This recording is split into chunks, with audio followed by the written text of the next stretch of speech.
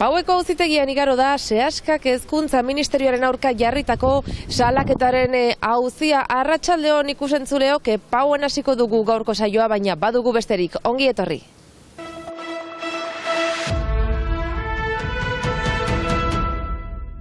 Azterketak euskaraz egiteko eskubidearen alde Seaskak ezarritako helegitea aztertu du Paueko auzitegiak. Seaskak eta euskararen erakunde publikoak Hezkuntza Ministerioarekin 2019an izenpetutako akordioa ez errespetatzea leporatzen du iparraldeko ikastolen elkarteak. Joan den abenduan zirkular bat atera zen erraiten duena azterketak euskaraz egiten aldirela, eta beraz azterketak euskaraz egiten aldira. Hitzarmen horretan, Baxoko azterketaren ahozkoaldiaren froga euskaraz egiteko eskubidea ahalbidetzen zuen.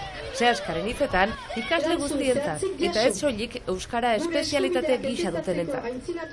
Era posibilitate hori emaiten duen zera liceoari, Seaskako liceoari, edo posibilitate hori bakarrik eskolako espezialitatea hartua duten ikasleentzat emaiten duen zirkulera. Guk uste dugu ez duela diferentziarik egiten ministeritzak ateratu duen zirkuler hortan. Argumentuak onartezinak dira, alde batetik erraiten dute euskararen erakunde publikoa ez dela egokia halako hitzarmen bat egiteko, beraz zertan ari gara. Euskararen erakunde publikoa osatzen dute estatuak, akitaniak, departamenduak eta euskal elkargoak, eta orain Hezkuntza Ministerioak dio ez dela legitimoa halako hitzarmen bat egiteko, azken finean egitura publiko guztiak ordezkatzen dituen erakunde bat.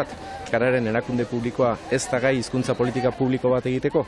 Hori da gaur egun Hezkuntza Ministroak edo errektoresak eramaten duen diskurtsoa.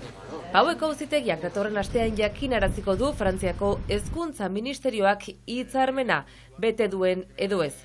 Ez du beste itxaropenik gure aldeko erabakia izan dadin, ikasleek lasaitu handi bat ardezaten eta ahozko azterketa bederen euskaraz egiteko parada ukan dezaten, azterketa idatziak aspaldiko partez osoki frantsesez egin behar izan dituzte. Ze aintzineko urteetan matematikak eta historia geografia euskaraz egiten altzituzten eta aurten derrigorrez frantsesez egin behar izan dituzte, beraz, ea lasaitasun hori ematen diegun ikaslei.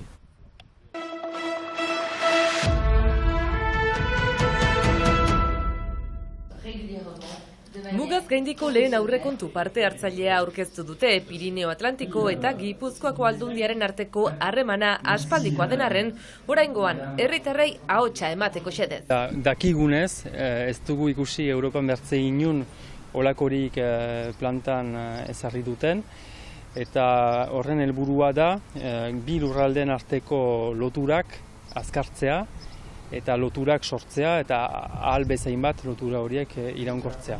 75 proiektu aurkeztu dira eta horietatik 52 hautatu dira. Orain, bozkatzeko tenorea da, dagoeneko webgunean egin daiteke.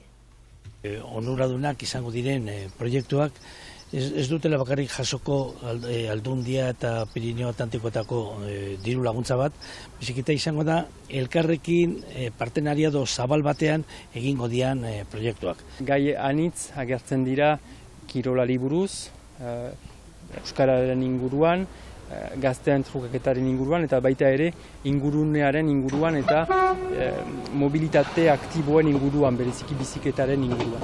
Politika beste molde batez egiteko nahikeria dago elkarlan honen gibelean, etorkizuna elkarrekin begiratzeko asmo. Baita ere nahiko genuke horren urtean, baita ere ea lortzen dugun bi aldetako erakunde, pertsonak, instituzio, fundazio, unibertsitate eta elkarrekin aurkezten dituzten proiektuak. Proiektuak elkarrekin muntatuz, sortzen da usaia bat, elkar ezagutza eta elkarrekin lan egiteko usaia, eta horrek guztiak sortzen du mugaz gaindiko hiritartasun bat. Eta hiritartasun hori askotarikoa izaten alda, batzuentzat izango da nortasunari lotua, Euskal Herriari lotua, bestentzat izanen da Europari lotua, eta beste batzuentzat sinpleki giza harremanei lotua, baina horrek guztiak eramaten gaitu loturak azkartzera eta jendeak elkar hobeki ezagutzera, berezik gaztek eta etorkizunean poliki-poliki mugaz gaindiko hiritartasun hori indartzera. 14 proiektu diruztatuko dira denera, bi administrazioen artean 300.000 euroko aurrekontuarekin.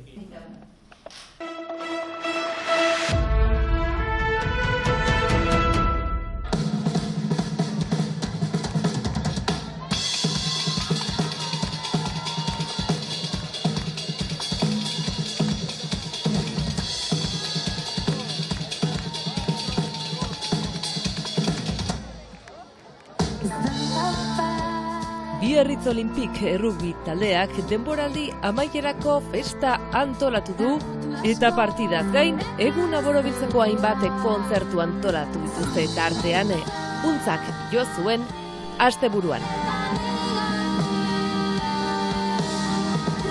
Giro paregabea Gileran eta untzaren kontzertuko irudiekin amaituko dugu gaurko saioa.